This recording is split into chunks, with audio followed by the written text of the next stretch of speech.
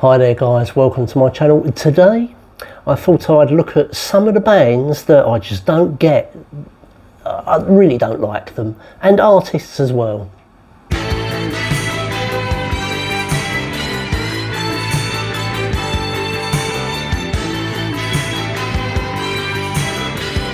Hi there guys, welcome back to my channel, or welcome if this is your first time, and if it is your first time, don't forget to hit like and subscribe below. It really does help make the channel grow. Now, bit of a heads up on this. This will probably be my last video for a few weeks, as I'm off to Tenerife for a whole 2 weeks to unwind, eat, drink and basically not do anything. I might post some reels or something like that as I'm going down a slide at Siam Park, but we'll see how it goes. Anyhow, I recently watched one of Classic Albums Review's excellent videos regarding artists he should like but doesn't. I think it was actually albums, no, it was artists actually. I'll link it in the description below anyway. I've stolen the idea. I did tell him this, and as I thought it was a great way of venting some serious frustrations regarding music in general during the analogue period, especially if it's vinyl. I try not to buy records that are recorded digitally then pressed to vinyl. There is a condition though called audiophile snobbery, which I've learned slowly over the last few years, which basically means unless you're into jazz, you can't call yourself an audiophile, or unless you spent 50k on a system and you're sporting a pair of Wilson audio speakers, the snobbery is out there. Anyway, on with my 10 artists or bands I really don't get or like anymore. Number 10, Paul McCartney. Right. He did some fantastic things with the Beatles, and he followed that with another great band with Wings, but his solo material since about the mid-80s for me has been hit and miss.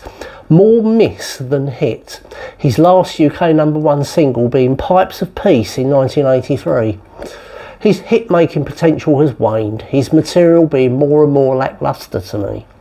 To me, he always worked best when he was in a collaboration with someone. In the Beatles, he had Lennon to tell him his lyrics weren't that good, and in Wings, he had Denny Laine to foil ideas off of. Now he doesn't have anyone to sanity check his ideas, and that shows in the formulaic way he tends to write now. His bass playing has also got worse. In the Beatles, it was melodic and inventive. Rain, Something, Getting Better, all good examples of his excellent playing. Now we just have ever-present past. Don't have no time to A. Decent lover. D minor, do do do do C. Waiting for D minor again, do do C. D minor, C. D minor, Oh, also, let's not talk about how his voice is shot to pieces. It's like my son has just sent me a text message. Oh dear. Right, yeah. Also, let's not talk about his voice is shot to pieces now. He can barely talk, let alone sing. And now on to number 9. Number 9, U2. Now, U2 are like Marmite to a lot of people. Now, I loved the song One off of Achtung Baby, which is actually a fantastic album, by the way, and With or Without You off the Joshua Tree, but that's it to me. I saw them once on the Joshua Tree tour at Wembley, and to date, that's the second worst sounding gig I've ever been to. The worst sounding being Bruce Springsteen, but that's a subject for another video. Overproduction, both in the studio and live, I think is their Achilles heel.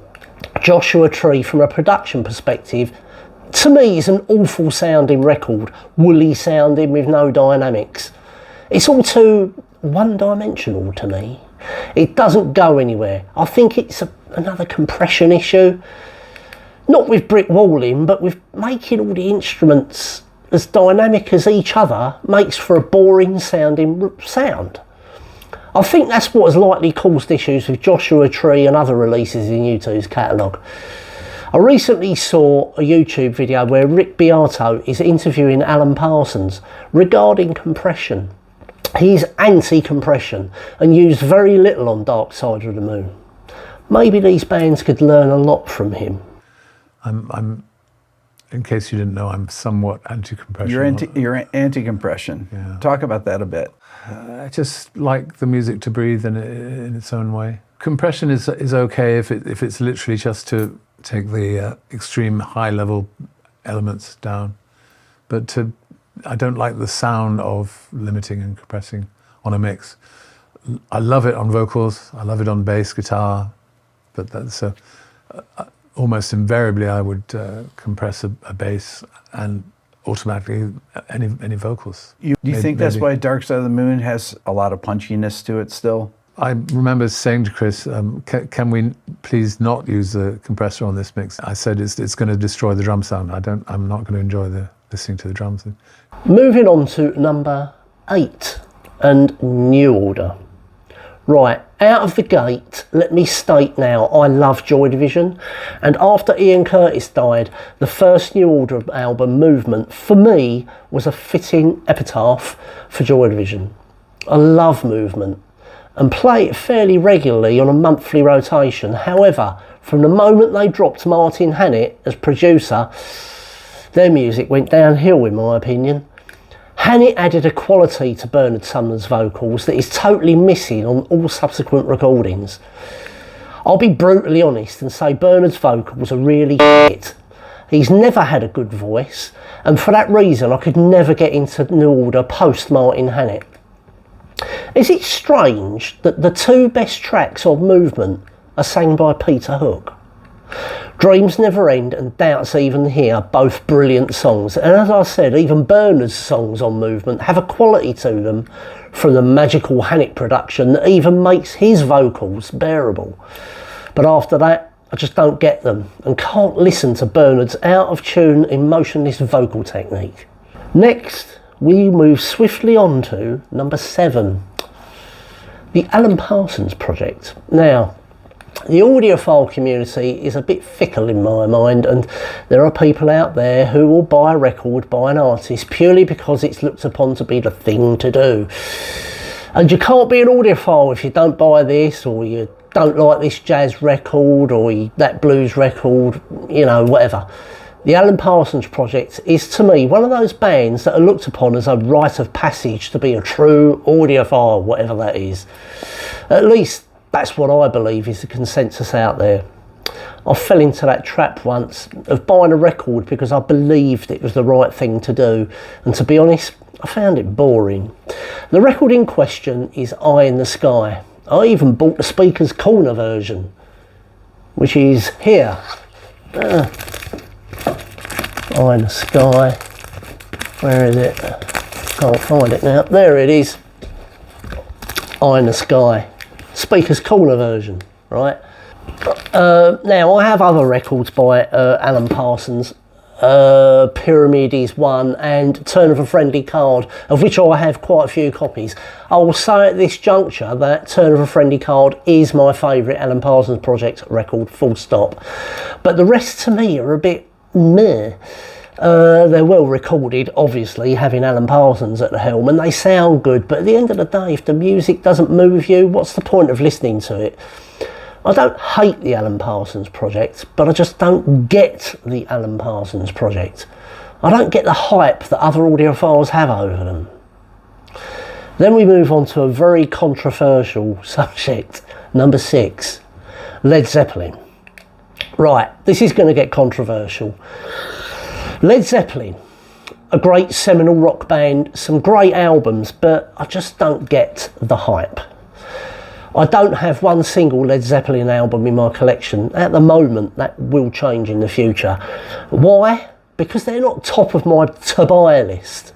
Why? Because to me they're an okay band, but they don't blow me away like some others do. Jimmy Page is held in such reverence, but as a guitarist myself, I've watched him, and live he's sloppy and always looks like he's going to have a car crash at any moment. He is, however, a great songwriter and crafts some great tunes, but to me he's just an okay guitarist. John Bonham always being touted as the best drummer of all time.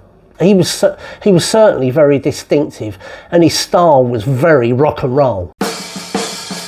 But technically, I honestly believe there's been better drummers since.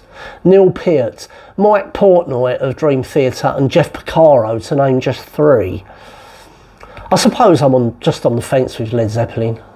I appreciate them, but I don't gush over them, because I can see their limitations maybe. Moving on to number 5. Steely Dan. Now, Steely Dan, to me, another audiophile rite of passage band. Steely Dan, I have no interest in at all. I just don't like their music and have no interest in even giving them a go. I've streamed a few tunes for this review, and to me, they're typical mid-70s American soft rock. Nothing really inspiring, nothing earth-shatteringly good. I just don't get the hype with this band. I don't ever see me splurging the money for an Asia one-step at any time soon. I think I'd rather have root canal, to be honest. Right, let's get into sensitive territory. Number 4, David Gilmour. Let me just say, I love David Gilmour. As a guitar player, he's been probably the biggest influence on my guitar playing in all the years I've been playing. His work with Pink Floyd is legendary, and his first solo album, simply titled David Gilmour, is a great first effort with some classic Gilmour throughout. Face value was still not bad, even though it had those bloody trumpets on Blue Light. But let's get into his later solo efforts. On an Island was not that bad, but to me it wasn't that good either. It was fair to middling. It was an okay album. Rattle That Lock was not good, with only 2, maybe 3 good songs on the whole album. I just didn't get that album. I ordered it, I bought it, I played it, I never play it anymore. I don't know what it is, but even though it's David Gilmour, I just don't get the hype around every release. I've pre-ordered Luck and Strange. I'm not holding out much hope from some of the teasers he's put out there.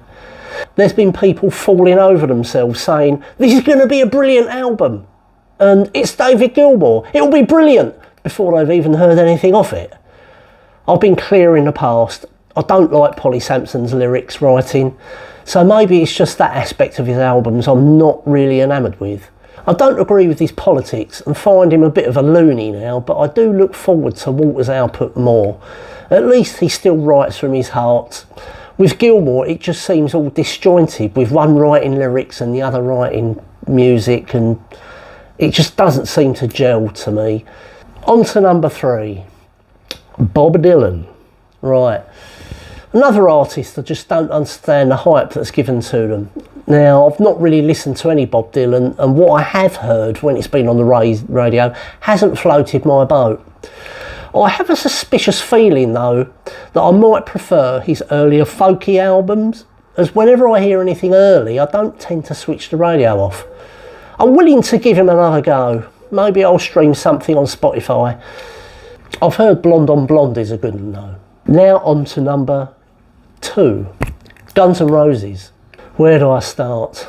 The worst aspect of Guns N' Roses, I suppose, and that'll be Axl Rose. I can't express in words how much I hate his vocals and how much I dislike this man as a person. His vocal style is akin to a cat being strangled. I'm surprised he's not blown his larynx apart the way he sings.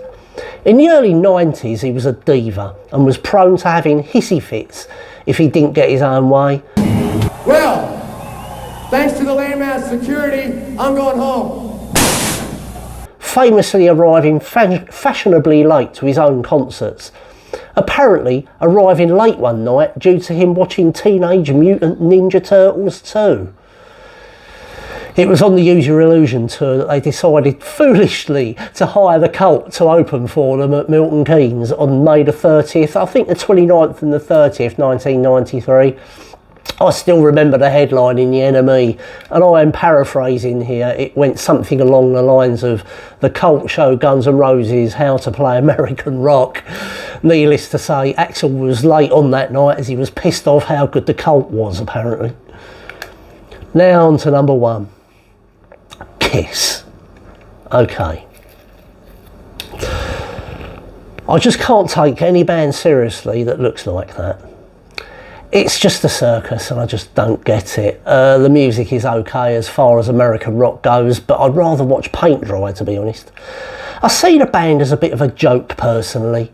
For this review, I listened to a greatest hits album on Spotify. I haven't changed my mind. I find it very posturing and bombastic for no apparent reason. Typical American rock, really. Maybe that's why they've never really hit it really big in the UK, at least not as big as they are stateside. I know they have a huge fan base, and that's great, but they're just not for me. I do apologise for that. And as always, there's always a Brucey bonus. The bonus one today is Van Morrison. Oh God, my God. Van the man. What can I say other than I really don't like his voice? To me, he sounds like he's a stroke victim, barely able to string two words together. This was only exacerbated when he butchered Comfortably Numb at Roger Waters' Berlin Wall concert.